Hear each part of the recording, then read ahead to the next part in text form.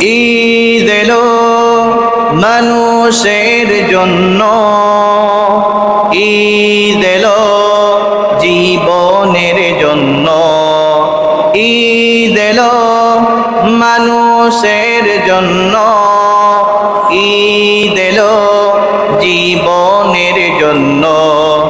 ঈদের আনন্দ যে ভাগ করে নেই, ঈদের আনন্দ যে ভাগ করে নেই, সেই জন আসলেই ধন্য।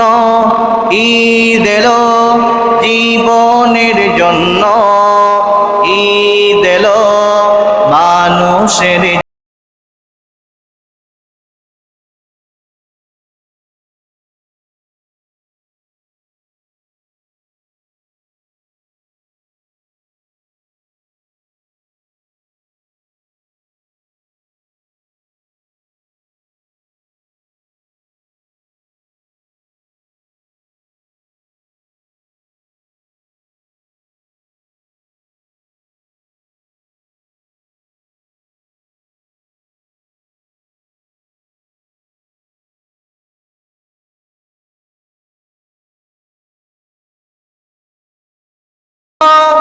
ঈদ এলো মানুষের জন্য, ঈদ এলো জীবনের জন্য, ঈদ এলো মানুষের জন্য, ঈদ এলো জীবনের জন্য।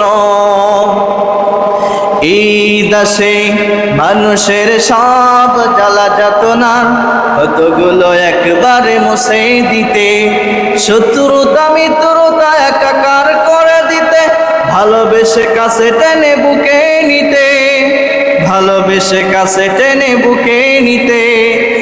এসো তাই হাতে রাখি হাত, হৃদয়ে হৃদয়ে রাখি, মনের সকল নীলিমায় ঈদের সে চাঁদকে আঁকি। এসো তাই হাতে রাখি হাত, হৃদয়ে হৃদয়ে রাখি, মনের সকল নীলিমায় ঈদের সে চাঁদকে আঁকি। তারপরে কাঙ্ক্ষিত স্বপ্ন সুখীর, তারপরে কাঙ্ক্ষিত স্বপ্ন সুখীর, সুসমাজ গড়িয়া অনন্য। ঈদ এলো মানুষের জন্য, ঈদ এলো জীবনের জন্য, ঈদ এলো মানুষের জন্য, ঈদ এলো জীবনের জন্য। ঈদের আনন্দ যে ভাগ করে নেই, ঈদের আনন্দ যে ভাগ করে নেই, সেই জন আসলেই ধন্য। ঈদ এলো মানুষের জন্য, ঈদ এলো জীবনের জন্য। সকলে আলহামদুলিল্লাহ পড়েন। আল্লাহু আকবার, আল্লাহু আকবার, লা ইলাহা ইল্লাল্লাহ, আল্লাহু আকবার, আল্লাহু আকবার, ওয়ালিল্লাহিল হামদ। আল্লাহু আকবার, আল্লাহু আকবার, লা ইলাহা ইল্লাল্লাহ, আল্লাহু আকবার, আল্লাহু আকবার, ওয়ালিল্লাহিল হামদ। আসসালামু আলাইকুম ওয়া রাহমাতুল্লাহি ওয়া বারাকাতুহু। إن الحمد لله الأكرم الذي خلق الإنسان وكرم وعلمه من البيان ما لم يعلم، فسبحان الذي لا يحصى امتنانه باللسان ولا بالقلم. نستغفره ونعوذ بالله من شرور أنفسنا ومن سيئات أعمالنا. من يهده الله فلا مضل له ومن يضلله فلا هادي له ونشهد أن لا إله إلا الله وحده لا شريك له الذي أرسله بالحق بشيرا ونذيرا وداعيا إلى الله بإذنه وسراجا وقمرا منيرا فقد قال الله تعالى في كلامه المجيد وفي فرقانه الحميد أعوذ بالله من الشيطان الرجيم بسم الله الرحمن الرحيم ولكل أمة جعلنا مساكن ليذكروا اسم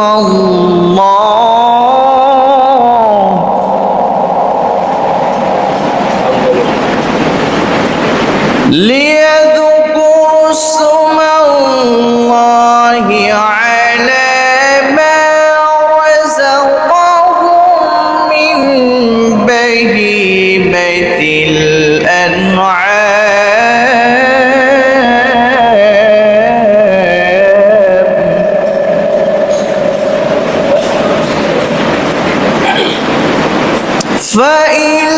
فإلهكم إله واحد فله أسلموا وبشر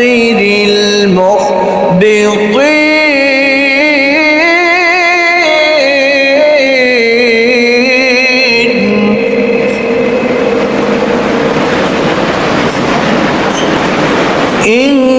إن الله وملائكته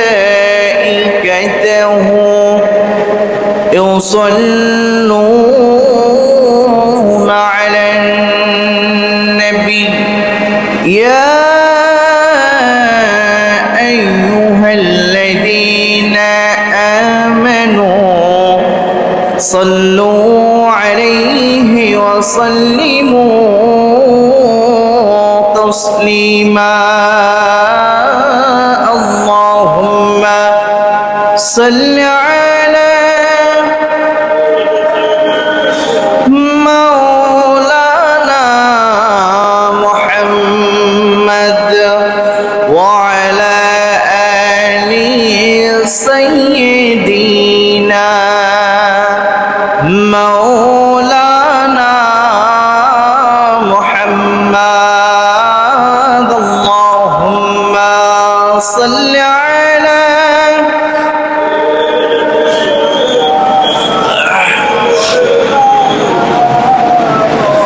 وعلى آل سيدنا نبينا محمد নবী তুমি আছো হৃদয়ের মাঝে নবী তুমি আছো হৃদয়ের গহীনে নবী তুমি আছো হৃদয়ের মাঝে নবী তুমি আছো হৃদয়ের গহীনে নবী তুমি আছো শয়নে স্বপনে নবী তুমি আছো নবী তুমি আছো আল্লাহুম্মা সাল্লি আলা মাওলানা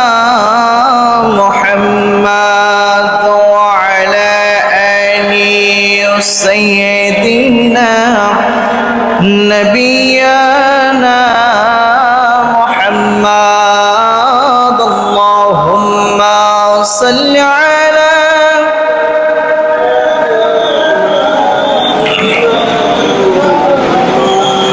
وعلى آل سيدنا بشيرنا محمد नहीं दो जहां में मिसाले मोहम्मद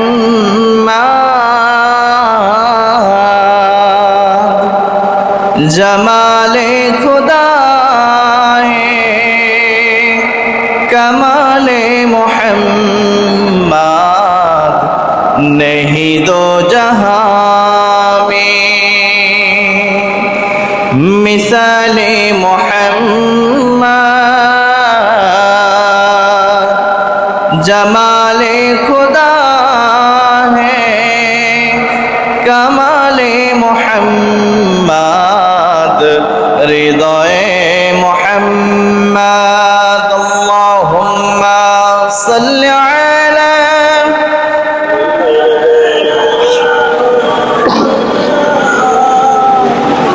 وعلى آل سيدنا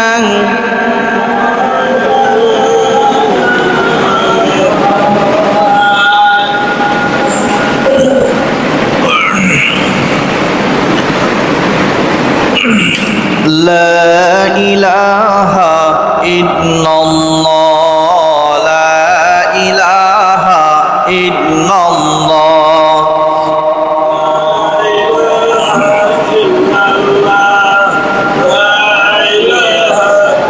একটু মহব্বতের সঙ্গে জোরে জোরে পড়ুন লা ইলাহা ইল্লাল্লাহ লা ইলাহা ইল্লাল্লাহ বাম পাশে আছেন কিছু মানুষ এই পাশের দিকে আছেন লা ইলাহা ইল্লাল্লাহ লা ইলাহা ইল্লাল্লাহ লা ইলাহা ইল্লাল্লাহ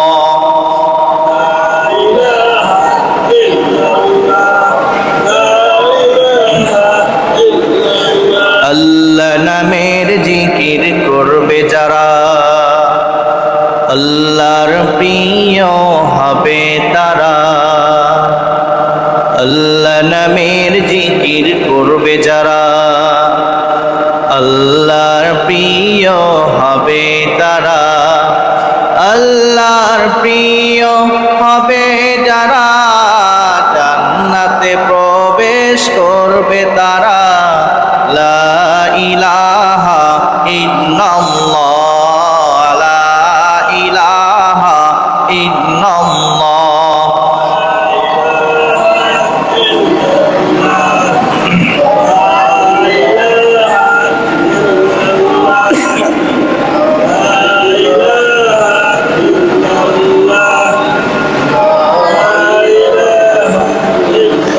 لا إله إلا الله محمد رسول الله صلى الله عليه وسلم ঈদ এলো মানুষের জন্য ঈদ এলো জীবনের জন্য ঈদ এলো মানুষের জন্য ঈদ এলো জীবনের জন্য ঈদের আনন্দ যে ভাগ করে নেই ঈদের আনন্দ যে ভাগ করে নেই সেই জন আসলেই ধন্য ঈদ এলো জীবনের জন্য ঈদ এলো মানুষের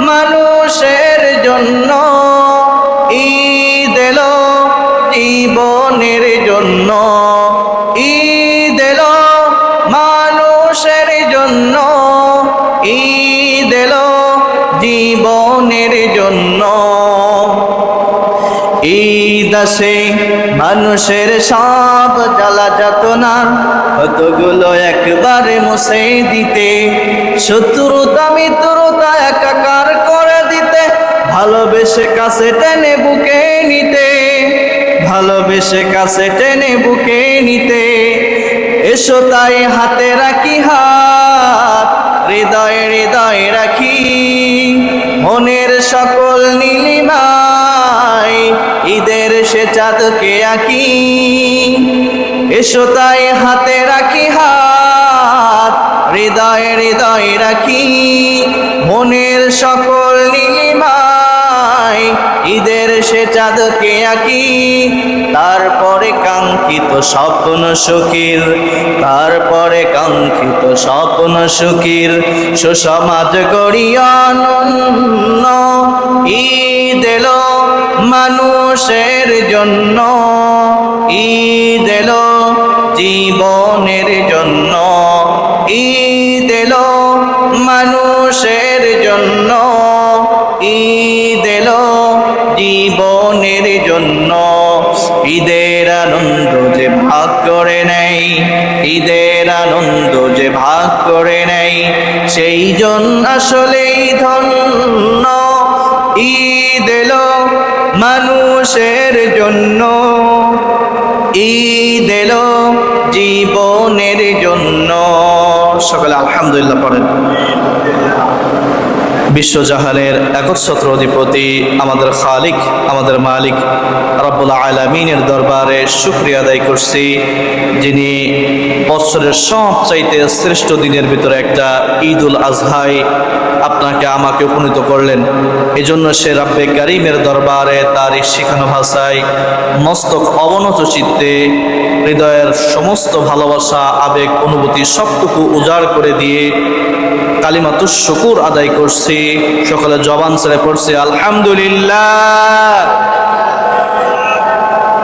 সাথে সাথে দুরুদ ও সালাম পেশ করছি সর্বকালের সর্বযুগের সর্বশ্রেষ্ঠ মহামানব জনাবে মুহাম্মদুর রাসূলুল্লাহ সাল্লাল্লাহু আলাইহি ওয়াসাল্লামের প্রতি, যিনি আমাদেরকে তাওহীদের সুমহান দীক্ষা দিয়েছেন, শিরক আর বেদাতের ব্যাপারে সুস্পষ্ট সতর্ক করেছেন।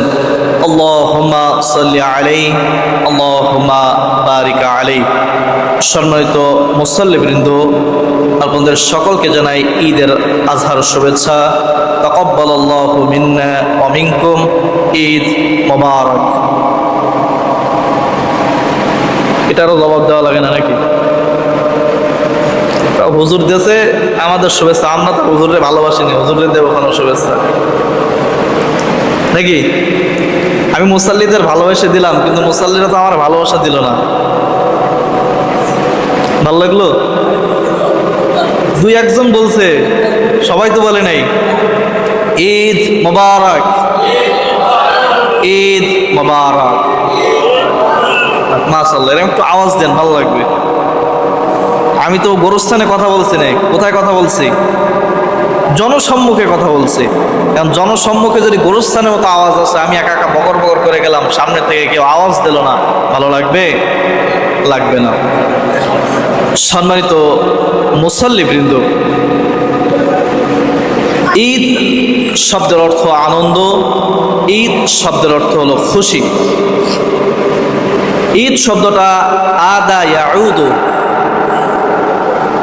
যার অর্থ হলো ফিরে আসা, প্রত্যাবর্তন করা। বছর ঘুরে প্রত্যেকটা বছর এই ঈদ বারবারই আমাদের কাছে ফিরে আসে। এজন্যই এই ঈদের অর্থ হলো ফিরে আসা বা প্রত্যাবর্তন করা। প্রত্যেকটা ধর্মীয় উৎসবের পিছনের একটা ব্যাকগ্রাউন্ড আছে, একটা ইতিহাস আছে।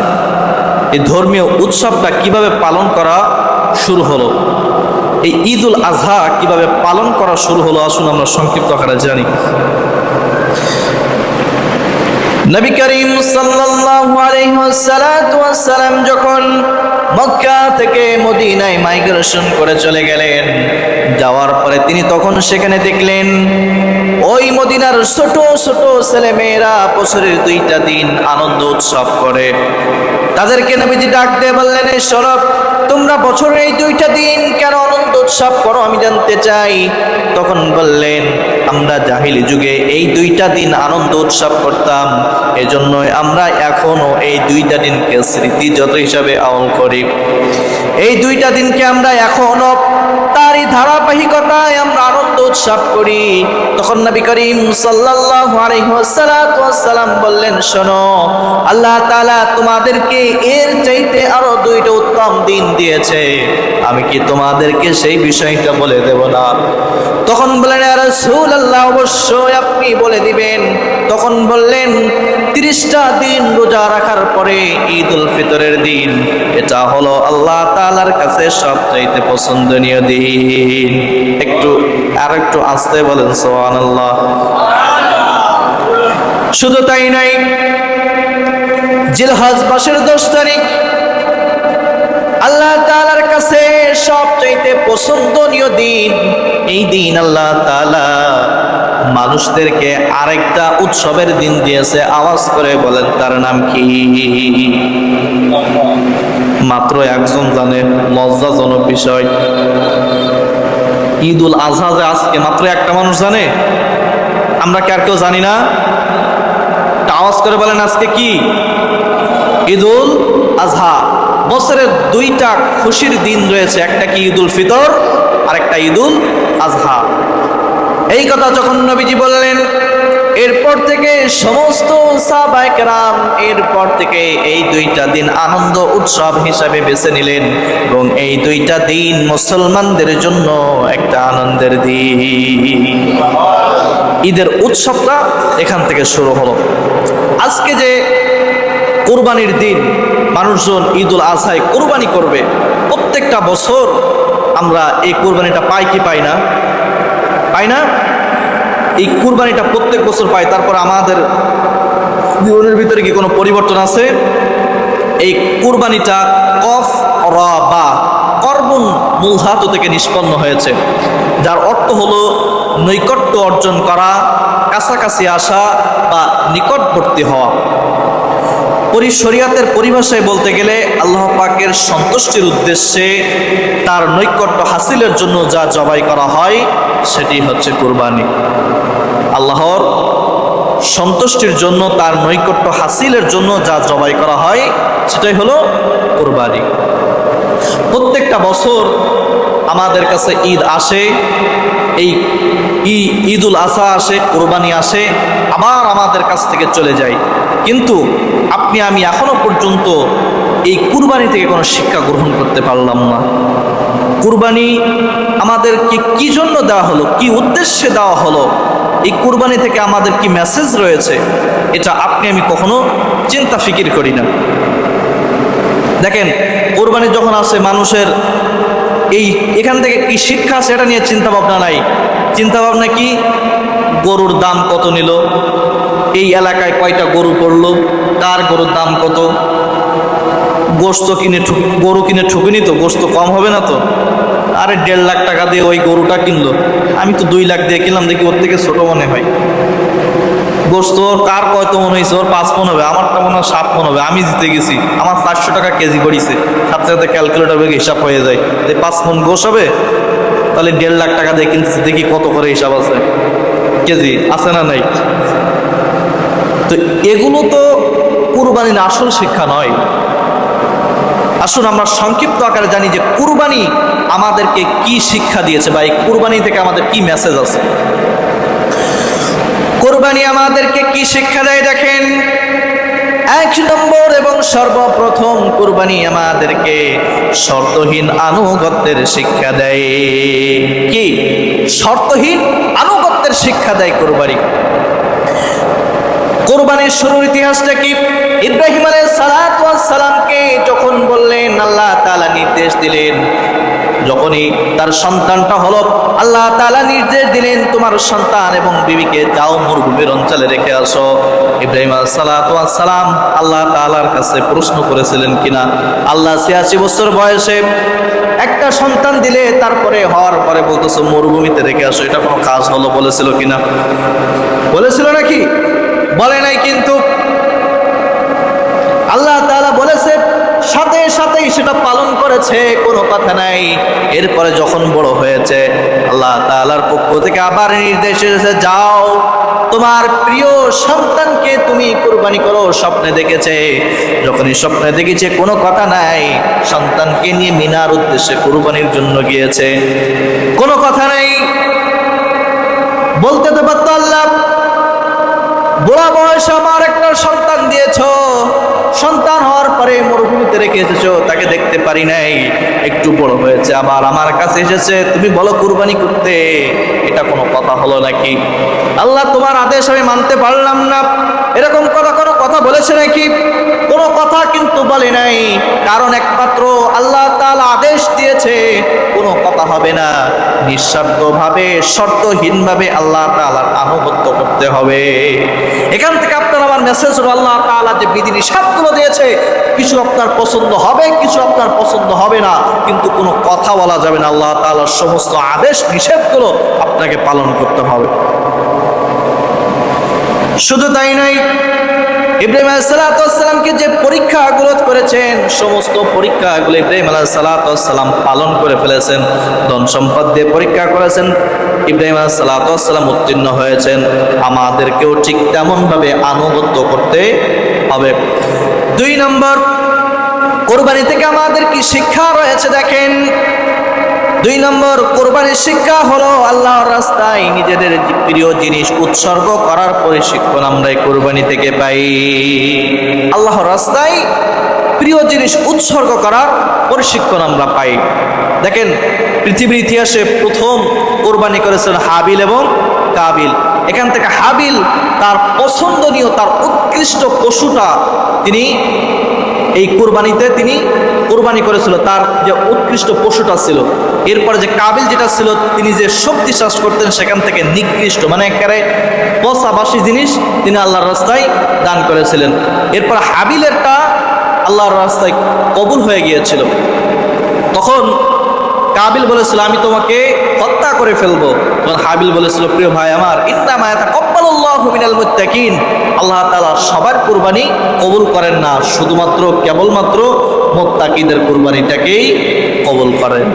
তো এখান থেকে আপনার আমার শিখতে হবে যে আপনার প্রিয় জিনিসটা উৎসর্গ করতে হবে। ইব্রাহিম আলাইহিসসালামের প্রিয় জিনিস ছিলেন তার ছেলে। তাকে যখন আল্লাহ তাআলা বলেছে কুরবানি করতে, তিনি কিন্তু তার প্রিয় জিনিসটাকেই কুরবানি করে দিচ্ছেন। আপনার আমার সন্তান হলে আপনি আমি কি করতাম? আপনি আমি কিন্তু সেই সাহস আপনার আমার হতো না, প্রিয় জিনিস উৎসর্গ করতে পারতাম না। দেখেন, বর্তমান সমাজের ভিতরে সবচাইতে মানুষের পছন্দনীয় জিনিস হলো টাকা। পছন্দের জিনিস কি? টাকা। দেখেন, টাকা কিন্তু মানুষ খরচ করতে চায় না। এই কুরবানি আছে, অনেক মানুষের সামর্থ্য আছে, তারপরে কিন্তু তারা কুরবানি করে না। আবু হুরায়রা রাদিয়াল্লাহু তাআলা আনহু থেকে হাদিস বর্ণিত আছে, নবী করিম সাল্লাল্লাহু আলাইহি ওয়াসাল্লাম বলেছেন, যেই ব্যক্তির সামর্থ্য আছে এরপরেও কুরবানি করলো না, সেই ব্যক্তির জন্য ঈদগাহের ধারের কাছেও না আছে। নাউজুবিল্লাহ, কত বড় কথা চিন্তা করেন। তারপর অনেক মানুষের সামর্থ্য থাকা সত্ত্বেও বিভিন্ন অজুহাত দেখিয়ে, ঋণ দেখিয়ে কুরবানি করে না। আল্লাহ তাআলা যে মানুষগুলো এই ধরনের চিন্তা ভাবনা করে, তাদের এই চিন্তা ভাবনাকে দূর করে দিয়ে আগামীতে যেন তারা কুরবানি করতে পারে, সকলে তৌফিক দিক করেন, আমিন। কুরবানি আমাদেরকে 3 নম্বর কি শিক্ষা দেয় দেখেন। কুরবানি আমাদের 3 নম্বর তাকওয়ার ভিত্তিতে জীবনযাপনের শিক্ষা দেয়। তাকওয়া ছাড়া এই কুরবানি আমাদের জন্য সবচেয়ে বড় একটা শিক্ষা কি? তাকওয়া, আল্লাহর ভয়। আমরা যে পশুগুলো কুরবানি করি, এই পশুর রক্ত মাংস মনে হয় ফেরেশতা এসে নিয়ে যায় কি? আবার অনেকে কয় হায় ফেরেশতা নিয়ে যায় পশুর রক্ত মাংস। আল্লাহ তাআলা কিন্তু এই কুরবানির রক্ত মাংস শিং কোনো কিছুই চাই না, শুধুমাত্র তাকওয়াই চাই। মানুষের অন্তরে পরিশুদ্ধতাই শুধুমাত্র আল্লাহ তাআলা চাই, শুধুমাত্র তাকওয়া চাই। কার অন্তরের ভিতরে কি রয়েছে এটাই শুধুমাত্র আল্লাহ তাআলা দেখেন। রক্ত মাংস গোশত কিন্তু আল্লাহ তাআলা চাই না। আপনার অন্তরের ভিতরে যদি তাকওয়া থাকে, আপনি কোনোদিন কোনো পাপ কাজ করতে পারবেন না। আপনার অন্তরের ভিতরে যদি তাকওয়া থাকে, আপনি কখনো খারাপ কাজ করতে পারবেন না। আল্লাহ যে আদেশগুলো দিয়েছেন তার বিরুদ্ধে আপনি কখনো যেতে পারবেন না। তাকওয়ার উদাহরণটা কি দেখেন, কিছু তাকওয়ার উদাহরণ দিয়ে আপনাদের। আল্লাহর ভয় থাকলে দেখেন কোনো কিছুই করতে পারবে না। তাকওয়া অর্জন যদি আপনি করতে পারেন, আপনার জীবনে আপনি সফল কাম হয়ে যাবেন। আব্দুল্লাহ ইবনে ওমর রাদিয়াল্লাহু তাআলা আনহু, তিনি একদিন মদিনার উপকণ্ঠে সাহাবীদেরকে নিয়ে বের হলেন। বের হওয়ার পরে তিনি দেখলেন যাইতে যাইতে দুপুরের সময় হয়ে গিয়েছে। তিনি চিন্তা করলেন, যেহেতু দুপুরের সময় হয়েছে, ক্ষুধাও লেগেছে, আমরা একটা গাছের নিচে বিশ্রাম নেই এবং এখানেই আমরা দুপুরের খাবার গ্রহণ করি। এই কথা যখন তিনি চিন্তা করলেন, চিন্তা করার পরে তিনি এবার সাহাবীদেরকে নিয়ে বসলেন। বসার পরে তিনি দূর থেকে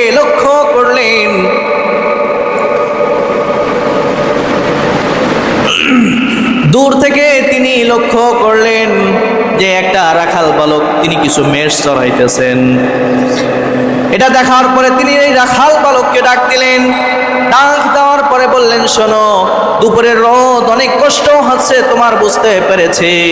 তুমি একটা কাজ করো, তুমি আমাদের সাথে এখানে খানা খাইতে বসে যাও, আমাদের সাথে তুমি খানা খাও। এই কথা যখন বলেছে, বলার পরে মেষ চড়ক বলতেছেন, আমি তো রোজা রয়েছি, আমি খেতে পারবো না, আপনারাই খান। তখন আব্দুল্লাহ ইবনে ওমর রাদিয়াল্লাহু তাআলা আনহু তিনি বললেন, যেহেতু এখন রমজান মাস নয়, সুতরাং তুমি হয়তো নফল রোজা রেখেছ, সুতরাং কোনো সমস্যা নাই, তুমি আমাদের সাথে রোজাটা ভাঙো, তোমার কোনো সমস্যা নাই, তুমি আমাদের সাথে খাও। মসজিদের জন্য কালেকশনে যাচ্ছে,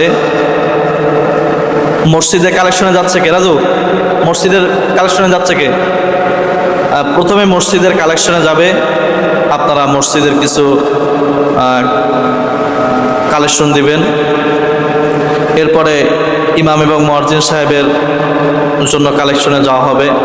যেহেতু বছরে 2টা বার ইমাম মুয়াজ্জিনের জন্য যাওয়া হয়, আপনারা চেষ্টা করবেন তাদের সম্মানীটা তেমনভাবে দিতে, কারণ মসজিদে তো প্রতি সপ্তাহে চাওয়া হয়। ইমাম মুয়াজ্জিনের জন্য কি প্রতি সপ্তাহে চাওয়া হয়? একটু দ্রুত করবা, কারণ সময় শেষ, বেশি সময় নেওয়া যাবে না। সম্মানিত ভাইরা, যে কথা বলতেছিলাম, আব্দুল্লাহ ইবনে ওমর রাদিয়াল্লাহু তাআলা আনহু তখন এই রাখাল বালককে বললেন, যেহেতু এটা রমজান মাস নয়, আর তুমি যেহেতু নফল রোজা রেখেছ, সুতরাং তুমি দুপুরে আমাদের সাথে আহার করো, কোনো সমস্যা হবে না। তখন তিনি নারাজ হলেন, তিনি এই দুপুরের খানা খাইতে চাইলেন না। এরপর আব্দুল্লাহ ইবনে ওমর রাদিয়াল্লাহু তাআলা আনহু তার তাকওয়াটা পরীক্ষা করার জন্য তিনি বললেন, দেখো, তোমার যে মেষগুলো রয়েছে, তোমার যে বকরিগুলো রয়েছে, এই বকরি থেকে তুমি একটা বকরি আমার কাছে বিক্রি করো, আমি তোমাকে অর্থ দেব। শুধু তাই নয়, আবার এই বকরির গোশত আমরা ভুনা করব, তুমি আমাদের সাথে খাবে, আবার কিছু গোশত আমরা তোমাকে দিয়ে দেব, তুমি এই গোশত দিয়ে আবার ইফতারি করবে। এই কথা যখন বলেছে, তিনি বললেন, যেহেতু বকরির পাল আমার নয়, সুতরাং এই বকরি থেকে আমি আপনাকে বকরি বিক্রি করতে পারবো না। তখন আব্দুল্লাহ ইবনে ওমর বললেন, দেখো, প্রতিনিয়তই তো অনেক বকরিগুলো হারিয়ে যায়, নেকড়ে খেয়ে ফেলে, তুমি তোমার মনিবকে বলবা, মালিককে বলবা যে একটা বকরি নেকড়ে খেয়ে ফেলেছে। তখন বলেছেন, শোনো, আমি তোমাকে চিনি না। রাখাল বালক বলছে, আমি তোমাকে চিনি না, তারপরেও শোনো, হয়তো আমি আমার মালিককে কোনো কিছু বলে বুঝটা দিতে পারবো, কিন্তু আল্লাহ তাআলা তিনি তো সব কিছু দেখেন, আমি তার কাছে কি জবাব দেব? সুবহানাল্লাহ। আরেকটু জোরে বলা যাবে কি? সুবহানাল্লাহ। চিন্তা করে দেখেন, তিনি বলতেছে, আমি তো আমার মালিককে বুঝ দিতে পারবো, কিন্তু আল্লাহ তাআলা তিনি তো সব কিছু দেখেন, আমরা কেমনে তারে বুঝ দেব? তাকওয়ার লেভেলটা কি দেখেন। আবু বকরের জামানায় তিনি যখন শাসন আমলে ছিলেন, তার সন্তানরা সারিদ নামক একটা জনপ্রিয় খাবার খেতে চেয়েছিলেন, তার স্ত্রী বায়না করলেন, দেখো আমার সন্তানরা তো সারিদ নামক একটা খাবার খেতে চেয়েছে, তুমি এটা ব্যবস্থা করে ফেলো। এই কথা যখন বলেছে আবু বকর রাদিয়াল্লাহু তাআলা আনহু, তিনি বললেন, আমি যে রাষ্ট্র থেকে যে ভাতা পাই এটা তো আমার সংসার চালাইতে কষ্ট হয়ে যায়, সুতরাং এটা দিয়ে আমি কেমনে সারিদ আয়োজন করব, এটা তো আমার দ্বারাই সম্ভব নয়। তারপরে বেশ কিছুদিন পরে দেখা গেল তার বাড়িতে সারিদ নামক খাবারটা আয়োজন করা হয়েছে। তিনি যখন মুখে নিতে গেলেন চিন্তা করলেন, হাইরে আমি তো এটা আয়োজন করি নাই, তোর এটা কিভাবে আসলো? তার মাথা ঘুরে গেল। তিনি এবার বিবিকে জিজ্ঞাসা করলেন, বিবি এটা তো আমি আয়োজন করি নাই, এটা কোথা থেকে পেলে আমি জানতে চাই। এই কথা শোনার পরে বিবি বললেন, দেখো তুমি যে প্রত্যেক দিন যে বাজারগুলো আমাকে দিতে, এর থেকে কিছু কিছু আমি বাঁচিয়ে আজকে আমি এই খাবারটা তৈরি করেছি। এটা শোনার পরে আবু বকর রাদিয়াল্লাহু তাআলা আনহু দৌড়ে রাষ্ট্রে চলে গেলেন, তার সমস্ত সভাসদদের ডাক দিলেন। ডাক দেওয়ার পরে বললেন, শোনো, যেই খাবারগুলো তোমরা আমাকে যে অর্থগুলো দাও, এর থেকে এত পরিমাণ কম আমাকে আগামী মাস থেকে দিবা। যে পরিমাণ সারিদ খাওয়ার জন্য বাঁচিয়ে রেখেছে এত পরিমাণ কম আমাকে দিবা। এত পরিমাণ কম দেওয়ার পরেও আমি চলতে পারবো। দেখেন তাকওয়ার লেভেলটা কি, দেখেন চাইলে কিন্তু সে রাষ্ট্র থেকে নিতে পারতো, তাও কিন্তু নেয় না। চিন্তা করতেছে যে আমার বিবি যে এতটুকু কম দিয়ে যে সংসার চালিয়েছে, আমি যদি এতটুকু কম নেই এটা দিয়েও আমার সংসার চলবে। কিন্তু বর্তমানে রাষ্ট্রের ক্ষমতায় যারা আছে তারা কেমন করে? এমন কিন্তু করে না, এমন তো করে না। দেখা যায় যে তাদের একটা মেম্বার হইলেই দেখবেন যে এক সপ্তাহের ভিতরে তার গাড়ি চলে আসে, তার বাড়ি 2-1 মাসের ভিতরে পাকা হওয়া শুরু করে, ব্যাংক ব্যালেন্সে আর টাকা ধরে না, আছে না নেই? করোনার মতো সময় দেখবেন যে আপনারা হয়তো নিউজে বহুত শুনেছিলেন যে খাটের তলা পর্যন্ত মানুষ খাটের তলায় রাখে যত ধরনের আবর্জনা, ময়লা বা কোনো প্যাকেট ট্যাকেট এসব জিনিস খাটের তলায় রাখে, তাই না? দেখবেন যে করোনার মতো সময় এই নেতাগুলো খাটের তলায় চাল, তেল, ডাল এগুলো সব রিজার্ভ করে রেখেছে। শোনেন না আপনারা? এটাই হলো আমাদের দেশের শাসন ব্যবস্থার যারা দায়িত্বে আছে, আর সেই সময়কার শাসন আমলে যারা ছিল তাদের অবস্থা দেখেন। ওমর রাদিয়াল্লাহু তাআলা আনহুর যুগের একটা ঘটনা শোনেন। তিনি একবার মোমবাতি জ্বালিয়ে তিনি তার সমাজের রাষ্ট্রের কাজ করছিলেন। হঠাৎ করে তার কিছু আত্মীয় স্বজন তার সাথে কথা বলার জন্য আসলেন, পারিবারিক কথা বলার জন্য তিনি যখন আসলেন, আসার পরে তিনি বললেন, একটু অপেক্ষা করো, বাইরে দাঁড়াও। এরপরে তার সামনে যে মোমবাতিটা ছিল সেটা তিনি নিভিয়ে দিলেন। দেওয়ার পরে তার পার্সোনাল মোমবাতি জ্বালিয়ে এরপরে তাদেরকে ডাক দিলেন। তাকে যখন জিজ্ঞাসা করা হলো, আমার আগে তো মোমবাতি জ্বালানো ছিল, তাহলে কেন নিভিয়ে তুমি আরেকটা মোমবাতি জ্বালালে? তখন বললেন, শোনো, তুমি তো আমার পার্সোনাল কাজে এসেছো, আর আমি তো এই রাষ্ট্রীয় মোমবাতি জ্বালিয়ে আমি আমার পারিবারিক কাজ করতে পারি না। চিন্তা করে দেখেন তাদের তাকওয়াটা কি, আল্লাহর ভয় তাদের ভিতরে কেমন ছিল। আরেকটা ছোট্ট করে একটা ঘটনা বলি। আমরা তো প্রত্যেকেই জানি ওমর রাদিয়াল্লাহু তাআলা আনহু তার শাসন আমলে মহল্লায় মহল্লায় পাড়ায় পাড়ায় ঘুরে ঘুরে মানুষের খোঁজ খবর নিতেন। এক রাতে তিনি যখন এমনভাবে মহল্লায় ঘুরে ঘুরে তিনি খোঁজ খবর নিচ্ছিলেন, দেখলেন এক বাড়ি থেকে একটা মহিলার আওয়াজ পাওয়া যায়। তিনি একটু বাড়ির পাশে যে কান পেতে শুনতে লাগলেন যে কি বলে। দেখলেন যে মহিলা বলতেছে, শোনো, তার মেয়েকে বলতেছে, মা, আমরা যে দুধ দহন করেছি এই দুধের ভিতরে তুমি বেশ কিছুটা পানি মিশিয়ে দাও, যেহেতু রাতের বেলায় অন্ধকার কেউ এই বিষয়টা দেখতে পাবে না। এই কথা যখন বলেছে মেয়ে তখন বলতেছে, মা, তুমি কি জানো না আমরা কোন যুগে বাস করি? ওমরের শাসন আমলে বাস করি। ওমর রাদিয়াল্লাহু তাআলা আনহুর কড়া নির্দেশ, এরকম কাজ করা যাবে না। মা তখন মেয়েকে বলতেছে, মা, এখন তো রাতের বেলায়, আর ওমর রাদিয়াল্লাহু তাআলা আনহু তো আমাদের বাড়ির আশেপাশে নাই, আছে কি নাই? বাড়ির কিন্তু পেছনে আছে। বলতেছে সে তো জানতে পারবে না, তুমি মিশাও। মেয়ে তখন বলতেছে, মা, হয়তো ওমর এই বিষয়টা দেখতে পাবে না, কিন্তু সব কিছু যিনি দেখেন, আওয়াজ করে বলেন তিনি কে? আর একটু জোরে বলেন তিনি কে? আল্লাহ তাআলা তো এই বিষয়টা দেখতেছেন। তিনি তো এই বিষয়টা দেখেন। সুতরাং ওমরের ভয় না করে মা আল্লাহ তাআলার ভয় করো, আর এই ধরনের কাজ থেকে তুমি বিরত থাকো। সুবহানাল্লাহ। তাহলে চিন্তা করে দেখেন, যদি একটা মানুষের ভিতরে তাকওয়া থাকে, সে কোনোদিন অন্যায় কাজ করতে পারবে না। এজন্য এই কুরবানি থেকে আমাদের 3 নম্বর শিক্ষা হলো তাকওয়া অর্জন করতে হবে। তাকওয়ার ভিত্তিতে আপনার আমার জীবন পরিচালনা করতে হবে। এরপরে 4 নম্বর এই কুরবানি থেকে আপনার আমার শিক্ষা হলো, কুরবানি আপনাকে আমাকে সবরের শিক্ষা দেয়। কিসের শিক্ষা দেয়? সবরের, ধৈর্যের শিক্ষা দেয়। ইব্রাহিম আলাইহিস সালাম 86 বছর পর্যন্ত কোনো সন্তান হয় নাই। তিনি কি ধৈর্যহারা হয়েছে? ধৈর্যহারা হয় নাই।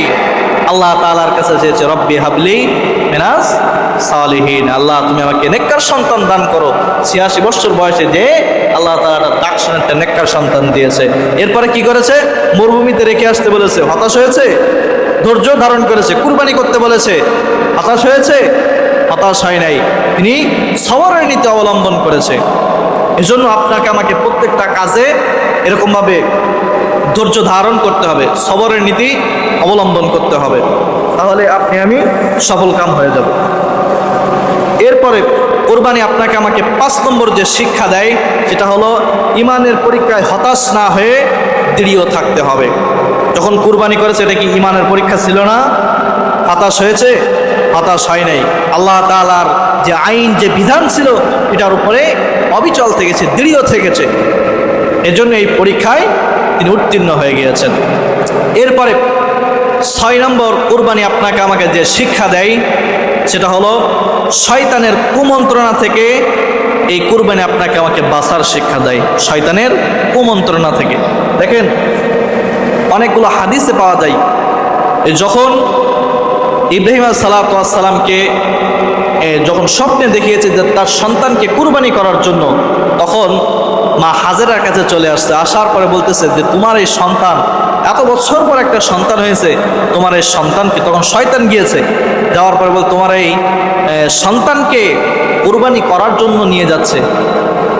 ঠিক আছে, তোমার আল্লাহর নির্দেশে তোমার এই সন্তানকে কুরবানি করার জন্য নিয়ে যাচ্ছে। তো তখন হাজরা বলেছিল যে কোনো বাপ তার সন্তানকে কোনো কুরবানি করতে পারে না, হত্যা করতে পারে না, হত্যা করার জন্য নিয়ে যাচ্ছে। কোনো বাপ তার সন্তানকে হত্যা করতে পারে না। তখন বলছে যে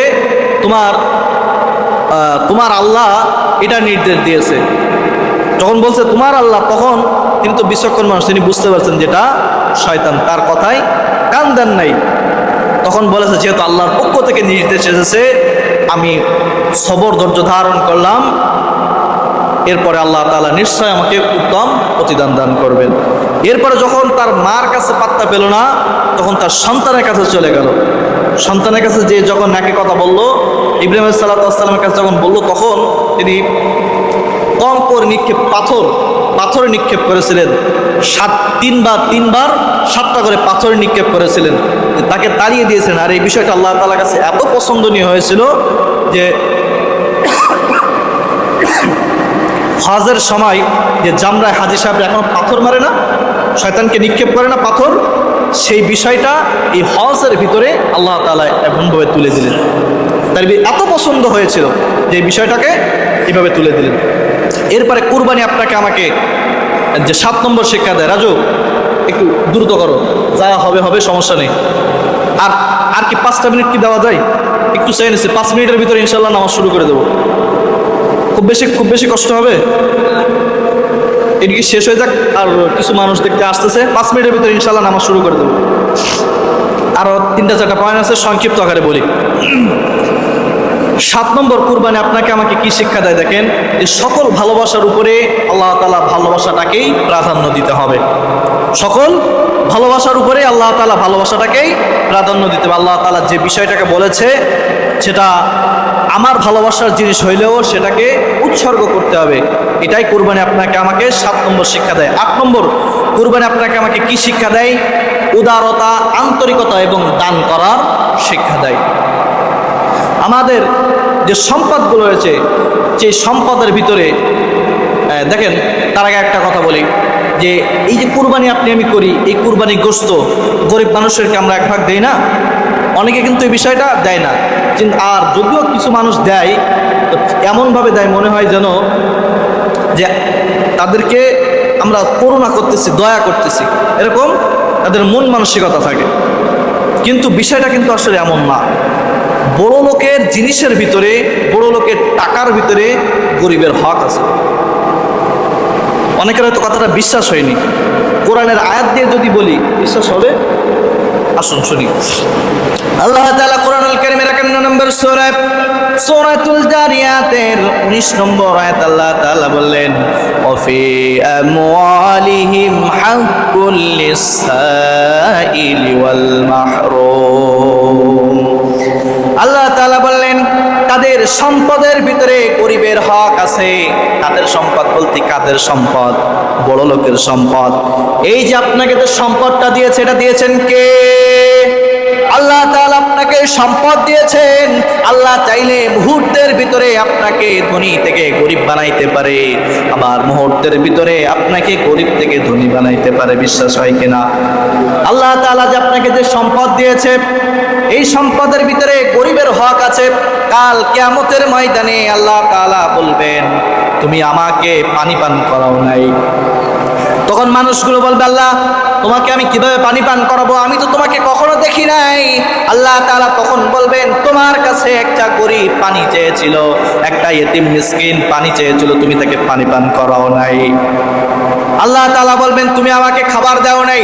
আল্লাহ তাআলার কাছে মানুষ তখন বলবেন, আল্লাহ তোমাকে আমি কিভাবে খাবার দেব? তখন ওই মানুষ, আল্লাহ তাআলা তখন বলবেন, শোনো, তুমি গরিব মানুষ, তোমার কাছে খাবার চেয়েছিল, তুমি তাকে দাও নাই। তোমার প্রতিবেশী অনাহারে ছিল, তুমি তাকে খাবার দাও নাই। এজন্যই তুমি আমাকে আজকে খাবার দাও নাই। এরপরে বলবেন যে আমি অসুস্থ ছিলাম, তুমি আমাকে দেখো নাই। বলবেন যে আল্লাহ তুমি কখন অসুস্থ ছিলে, আমরা তো কিভাবে দেখবো? তখন বললেন আল্লাহ তাআলা তখন বলবেন, শোনো, আল্লাহ তাআলা তখন বলবেন, শোনো, তোমার পাশের এক ব্যক্তি অসুস্থ ছিল, তুমি তাকে দেখতে যাও নাই। এই জন্যই আজকে আর ওই ব্যক্তিকে দেখতে যদি যাইতা, তাহলে আমাকে দেখার সমান হয়ে যেত। ওই ব্যক্তিকে যদি খাওয়ার দিতা, আমাকে খাওয়ানোর সমান হয়ে যেত। ওই ব্যক্তিকে যদি তুমি পানি পান করাইতা, আমাকে পানি পান করানোর সমান হয়ে যেত। তাহলে গরিব মানুষের হক আছে না নাই? এরপরে 9 নম্বর একটা বিষয় হলো আল্লাহর রাস্তায় জীবন উৎসর্গের শিক্ষা দেয়। 10 নম্বর হলো কুরবানির পাশাপাশি আমাদের মনের পশুকে কুরবানি দেওয়ারও শিক্ষা দেয়।